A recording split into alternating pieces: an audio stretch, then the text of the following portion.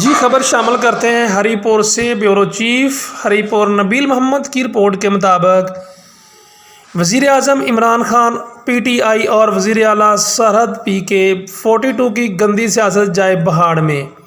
ہمیں ملک طاہر اقبال اور گل نواز شہید کے یتیم بچوں اور ان کے خاندان کے لیے جلد از جلد انصاف چاہیے۔ آئیے تفصیلات جانتے ہیں ہمارے بیورو چیف نبیل محمد سے۔ جی نبیل بتائیے گا کیا تفصیلات ہیں؟ جی بالکل، یہ ہری پور غازی میں قتل ہوئے تھے ملک طاہر اقبال کا۔